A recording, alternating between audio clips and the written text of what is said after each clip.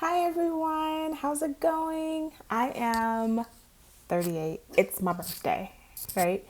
Anywho, um, I but that also means that it's keto coffee time. I've already mixed it. Sorry, I already mixed it with my frother that I love so much. And I wanted to tell you about, before I continue to go on, like I already reviewed this before, and I have samples of Avon's eye lift. I love it. And I've said it before, and I'll say it again. I really, really love it so much. I use it for under my eye, the white one, and the red one is for over my eye, and it does so well. And I do it before I put eyeshadow on, and it works really well to gel in. I just love it. So I highly recommend it, recommend it, especially before you put your eyeshadow on. Absolutely love, love, love, love, love it. Um, so definitely pick that up. Love. It's one of the top things that I recommend. And in fact, I see that as a Christmas gift coming because I love it that much. Yes, I do. Um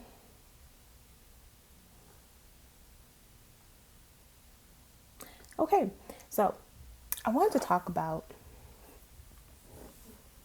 a show that I watched.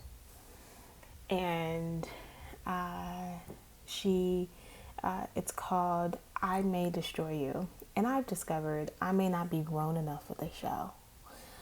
Uh, she is the writer and creator. She owns I May Destroy You.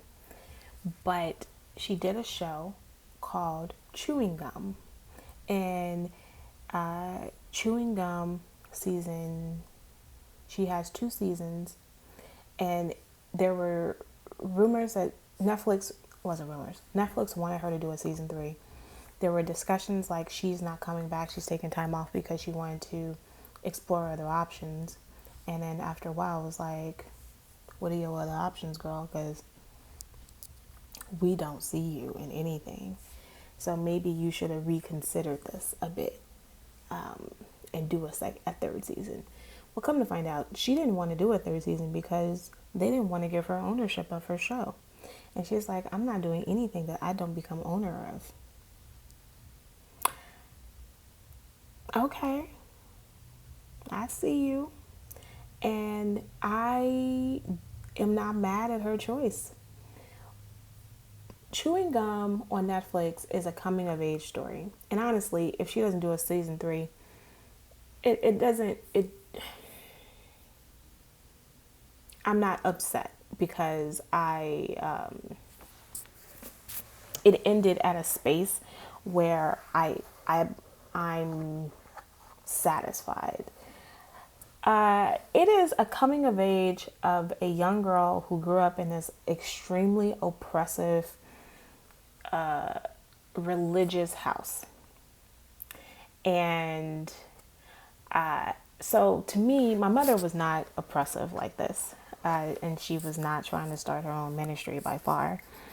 And she definitely granted me a lot more freedoms than some other parents did.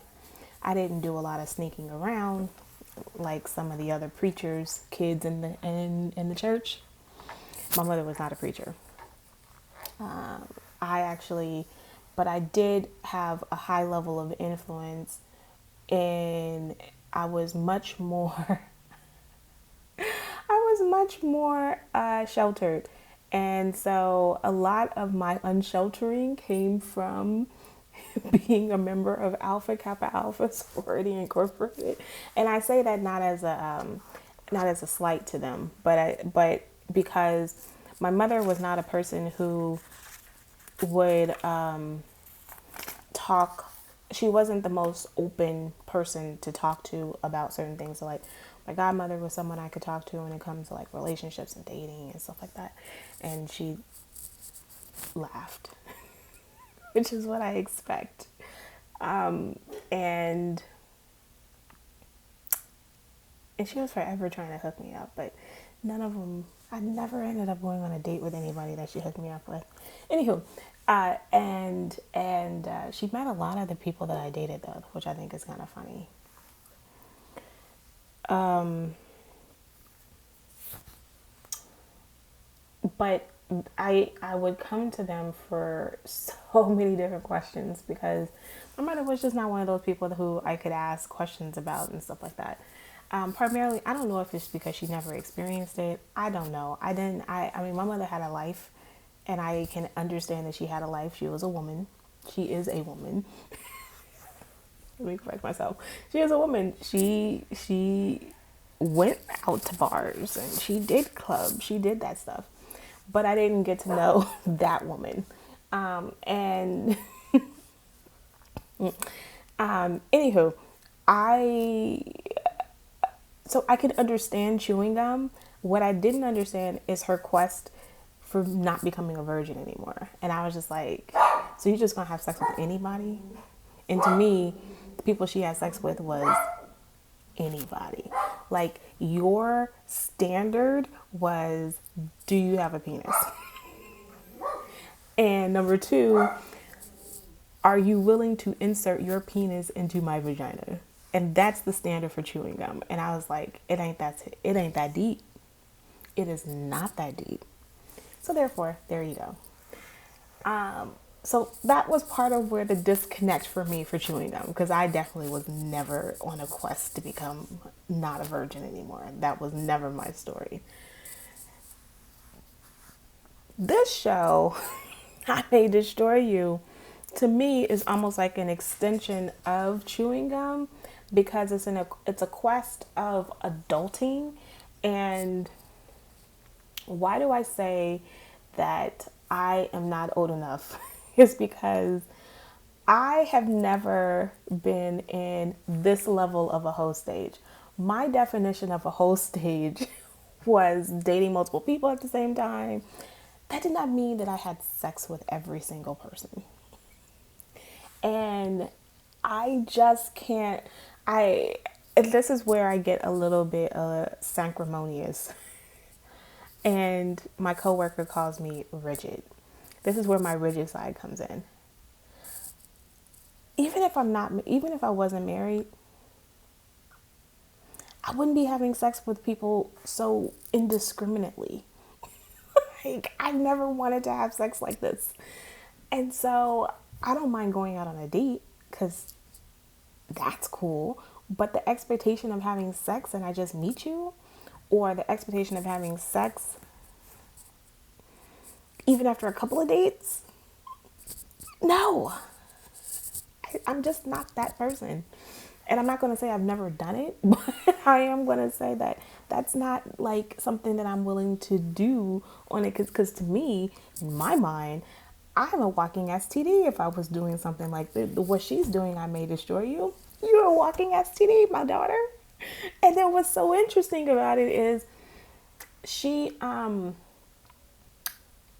didn't do drugs. And now I got to the pettiness of me. Who smokes weed like this? Do you smoke weed with your hand looking like a cigarette? I've never smoked weed, but every time I see people smoke weed, they don't handle it like a cigarette. But to each his own. I wouldn't know. I I don't dislike the show, so let's push that to the side. But I am going to say it is a train wreck. And one of the things I do, I'm going to think of the things I like the most. I like the fact that it dealt with different definitions of sexual assault. So, sexual assault being on drugs. If you're on drugs and you can't consent. If you are gay, a gay male, and you're being, you're just trying to hook up with people on Grindr, which that doesn't seem safe. That is, that happens. Sexual assault happens a great deal. I mean, Isaiah Thomas's son is a horrific example of it, and I'm so happy and so that he was so brave enough to come out and tell his story. I mean, I cringe when thinking about it. I'm not going to talk about it here because I still cringe when I think about it. I don't know. Like, I think it's just a lot of, and then it also deals with friendships. Like, the thing that I love the most is that her friendships, and this is, and I was like, I need to grow up when it comes to my friendships. They curse each other. I mean, they have some thick as thieves. I'm gonna be down for you, even if you say things that hurt my feelings, like really cut core. You show me that I'm a hypocrite and I curse you out, and you say some things that I would be like, look, because in my head, there was a couple of times where I'd be like, Trick, I ain't talking to you for a minute. But that same night, they'd come over and try to work it out, and I was like, that's maturity. That's what I'm talking about. But on the other hand, some of her friends are trash. One of them is pretty trash, and I was like, well, you sir, help this woman get raped, and you're trash. But I mean, what I've discovered from this, and I still can't wrap my head around. I I I can't wrap my head around why she deserved to be treated so poorly by the dude from Italy. I can't understand that, but whatever. It made me feel like, okay, did you rape her? I don't know why he was so, I don't understand. And so maybe you guys can fill me in on that. But it's, and granted, she is not somebody that I would ever associate my life with. Like, she can't be my friend because I don't live in the same lane as her.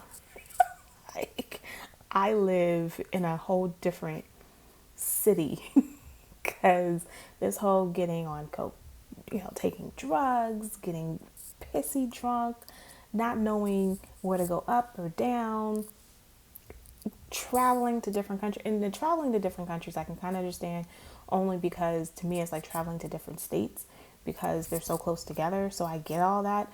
But and I could travel, and if I was single, I would pick up my stuff and travel to another state and come back. Like, I've done that. I would do that. That doesn't bother me. It's the, you know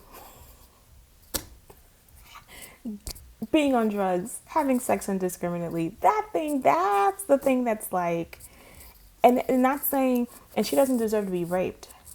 And the one thing, and I'll end it on this, the one thing I really, really loved is when she called out the guy. I wouldn't have done this, but I do think that it's important that she called out the guy who made the decision to take the condom off in the middle of sex and didn't tell her after. And I'm not sure, that's a murky one because a lot of us would not think of that as rape, but that is taking someone's consent away. They didn't consent to unprotected sex. They consented to protected sex. And for you to tell her after the fact, when she was in a position where she couldn't see that you did it. Now, granted, I don't see how she couldn't feel the difference. So I get all that. But when you're in the heat of the moment, you may not be thinking about that, especially when you saw the condom go on. So I can understand all of that. And I'm going to be honest, at the end of the day, when you have sex with a bunch of people, and even if you have sex with just one person, there's a baggage that comes along with dating and especially sex. And for that, I appreciate this show on HBO, I May Destroy You. So watch it with no kids around. And maybe this is a good discussion to watch it with people to talk about what is sexual assault. because this show is all about what is sexual assault and coming of age and being aware of adulting. See you tomorrow.